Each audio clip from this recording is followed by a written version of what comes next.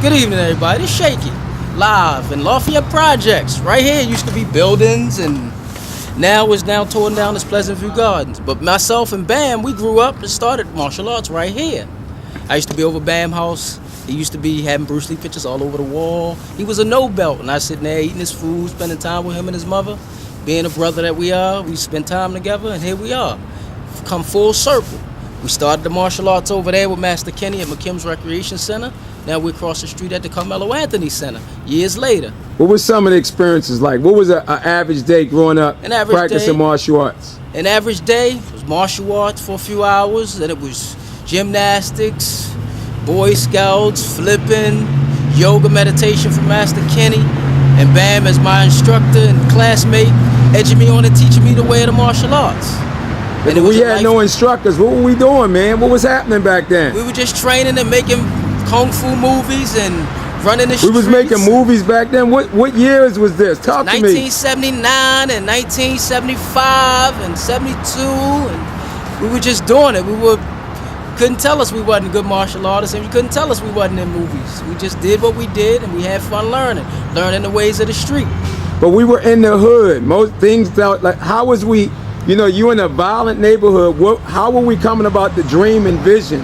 Tell the people. It was nothing to run up to the Apollo up on the hill to catch a Bruce Lee movie and sit there all day watching movies and coming back home and trying the flips and trying the stunts, and Bam going into Bruce Lee, learning all the techniques in the books and teaching us, and just coming out on the street trying to be children and getting into your little scuffles and playing football and trying to maintain and stay out of trouble, but all in life experiences.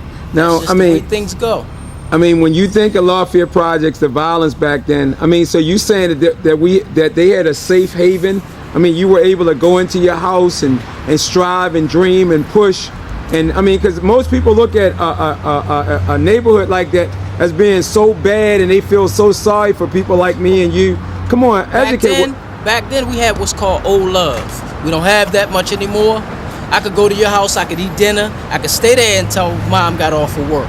You could come to my house and my mother would feed you until your mom got home from work. We stay there and we do various things for hours, learning and reading and spending time together, and it was just a whole bunch of old love back then. Whole bunch of old love. And what about the count? When you talk about coming outside, where kids, we talk about today, kids being obese, kids being showing no discipline.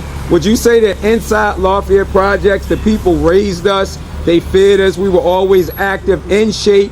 Not only did they raise us, they showed us love. They raised us with love. They disciplined us with love. When they called you in the house at 7 o'clock or 9 o'clock, you came in the house. You could hear your name being yelled throughout this area, whether it was Shaky or Bam. We heard our name and we went in the house. Whatever we did or what we doing at that time stopped, and we went in. Miss Sally said your mother said come in, and you went in. You missed the call, there was consequences. So what about, would you say the community centers were there for us to keep us, even though drugs and violence was going on, would you say that those community centers and those counselors like Kenny were there to help us stay on the straight and narrow? Yes, I would. You had Kenny, you had Dwight, you had Miss Debbie, you had Butchie, you had a whole lot of the brothers and sisters. They would sit there and they would pull you in these community centers to show you old love, show you art, show you drawing, teach you how to write. You had a tutoring class. You had all kinds of activities back in the day. Mentoring classes for various things like arts and craft, design. And they had those programs, and they did it with love, and they did it out of their heart to keep you off the street. Nowadays, it's hard pressed to even try to pull these kids off the street. They want to be on the street more so. And would you say, when did you start seeing a change? When the community center started vanishing, and when did you see a change happening when Lafayette just became so violent where you didn't have a place to play? Because we could run around all day and do karate, play basketball, play football, am I correct? All day long. When did that change? Well, for me, it changed in the 1980s, just before I was about to move out and go west. I say around 1982, 83. You just, you were faced with so many things. You were faced with drugs. You were faced with just the natural neighborhood violence that they had. But back then, you didn't hear nobody getting shot. You didn't hear nobody getting stabbed. All you heard was fights. You didn't hear no major violence. You didn't hear drugs killing people and people getting kidnapped and raped. Those days are now the days you didn't have a whole bunch of car theft and people being missing and abducted.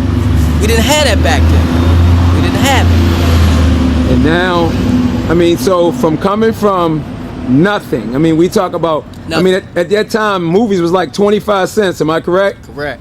You could watch like, what was it? What was a day going to Apollo? What about hopping the bus? Tell us about those things, man. Getting on the bus. Well, I was what about skateboarding and bike riding? About the ball bearing skates. Come on, talk to us about that. The skateboards, the ball bikes. skates and skating up here with the number 9s all out here out in traffic and acting crazy doing that.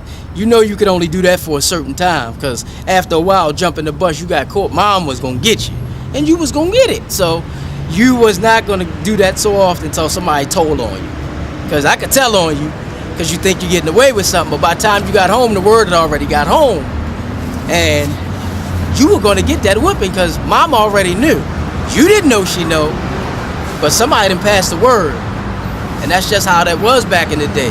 The neighborhood, the community showed you love. And therefore, the school system even showed you love. We used to get spanked with rulers back then in school, right? That's Tell right. me about that. Talk to me. I mean, you get caught out of order, you was getting a whipping. You was getting smacked on the hand, popped upside the back of the head, whatever the case may be. But it was done in love. The teacher could spank you back then. And your mother would know about it and would take the teacher's side. And so would your aunt, so would your uncle. That love thing went a long way back then. So through all of this, Mr. Shaky, how has it, what things have you done now that led from the no belts, the creativity, the yoga, all those things you have achieved? What sort of things in your life to this point with your martial arts and your career and stuff?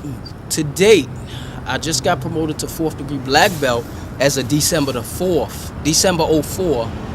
And I've been just on a mission to teach the kids and the adults, you know, you don't have to be violent. There are alternatives to the drugs, alternatives to living on the street and being homeless. There's alternatives to smoking weed and crack and dope and heroin and doing all those other things, standing on the corners. There's 2 alternatives.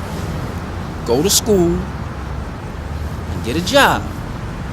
And I truly believe that. You have not because you ask not. Go ask somebody. Somebody can help you. And I truly believe if you ask for help, somebody out there will help you. So would you say that foundation allowed you to be the man that you are today? Yes, indeed. So Lafayette Projects, tell us, was it a good place, a place to really help you plant the seed of being a good man? Yes, it did. It helped me. Lafayette helped me in many ways. It helped me to stay focused, be grounded, and it taught me how to make choices. There's only 2 choices. There's a right and a wrong. There's a right and a wrong. And who's one of your other instructors? You got your 4th degree black belt under? Grandmaster Leroy Superfeet Taylor.